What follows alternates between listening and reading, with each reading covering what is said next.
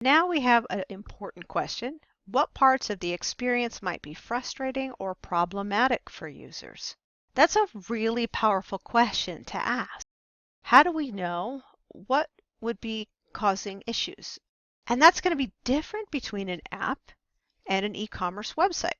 So we're going to look at different indicators in Google Analytics to give us information that would help us understand or have potentially more insight into what might be an issue. But a question like this is really hard to answer with quantitative data.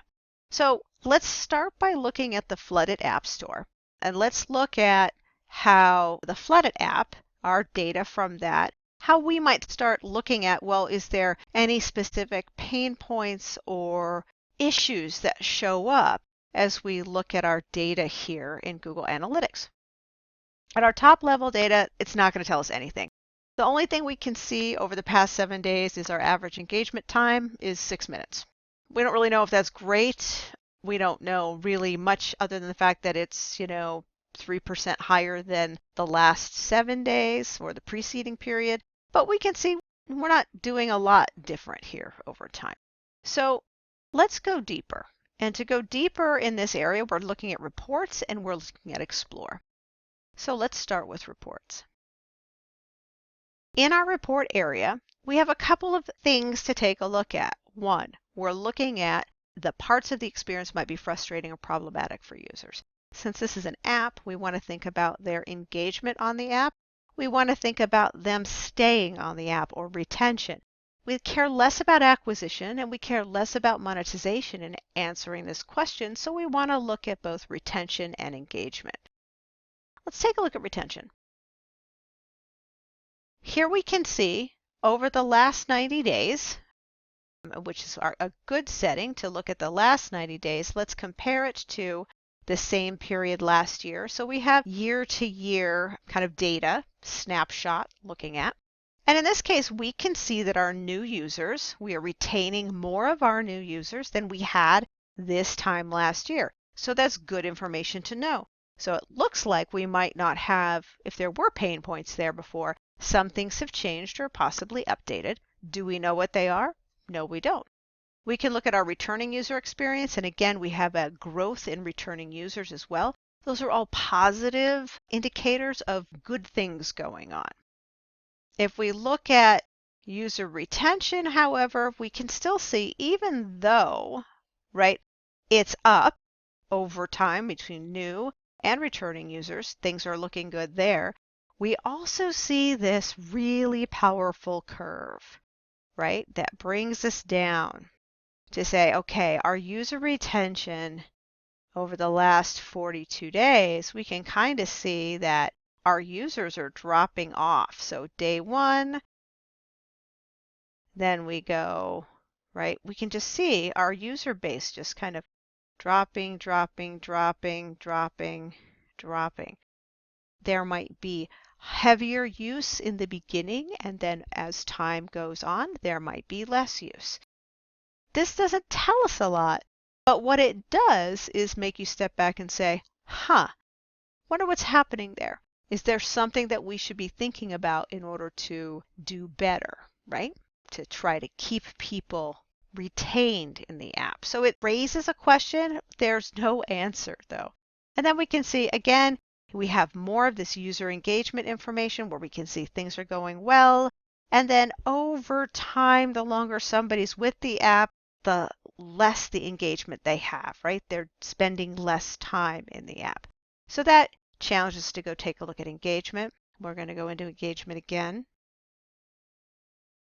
And again, engagement in an app. Those are people who are spending time using the application.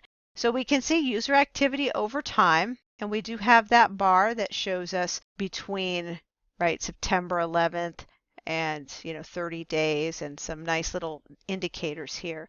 And we can see that we have good user activity, but we know from the previous that engagement kind of goes down over time. And we can see our different audience members. We can look at events that they might be doing. We can look at engagement time. And so when we're thinking about this, we really do want to think about that engagement time, because the longer someone's spending with us in the app, right, the more things they're doing, the more information we get, and the longer they're interacting with things. So for example, under our average engagement time here, we can see that between now and the year prior at this time, we're actually lowering our engagement time. So even though our retention's improving, our engagement time is coming down. It's a question, what's going on with that? And then we can look at our user stickiness. So this here, DAU, stands for daily active users. MAU is monthly active users. DAU, again, daily active users. WAU, weekly active users. And then we've got the weekly active users versus monthly active users. And you can see, it might be a little hard to see the different colorations because they're all very close. But we start here with our weekly active, right? A little bit higher. Then we've got our daily active, which is here. And then our daily over monthly, which is lower. So we can see that there's more people, or weekly active users over time, and this seems to be fairly consistent. We're losing people. But here's the question. Does this tell you what might be frustrating or problematic for users? Is this telling you anything about why? And that's the challenge of quantitative data. This is giving us data and information on use and time and engagement, not telling us why or what's happening for people at that time. We can look under life cycle and take a look at engagement there as well. And we can take a look at the overview on the engagement. We can get that information again slightly differently.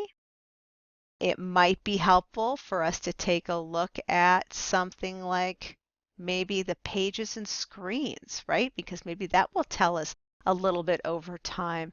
And we can see game board is pretty important. We can see main menu, game over, right? We see a different set of things that people are engaging with. So that gives us some information.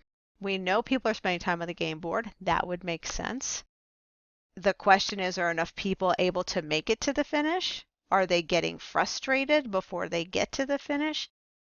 But this data doesn't tell us.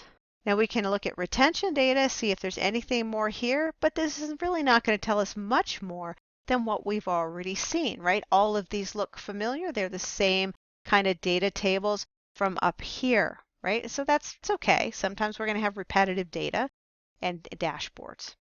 The question for you as you think about this for an app is, if all you can do is see some questions here, where else could you go to find out some more information? Now we could go to Explore. That's going to give us some funnel explorations and path explorations, and we could look at user journeys and some other things. This may not be great in an app because it's hard to see a path in an app. We're going to watch and see if this loads at all. But this may be a place where we're not going to be able to get the kind of data that might be helpful for us because it's an app, and we might be able to do this better with an e-commerce site.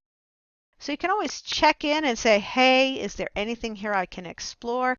But as you look at this, this isn't really set up well for an app. So I would say that your reports are better for the app. And at the end of the day, does Google Analytics help you answer that question? What parts of the experience might be frustrating or problematic? The answer is no, it really doesn't. What it does do is provide you some indicators of areas to look at, but the things that might help you answer that question would be outside of Google Analytics. Where would you look? One, you could look at the App Store to actually see reviews and comments from people. You could take a look at social media content and any kind of review sites or even forums where people are writing about what's happening and what they're getting hung up on. Even taking a look at any data you can get from help desk calls, for example. Those kinds of things are going to tell you more about that user experience, about what might be frustrating or problematic. So Google Analytics in this case provides you some insight, but doesn't provide you the answers to the questions that you need, especially for an app. So there you go. Not all answers can be found in analytics.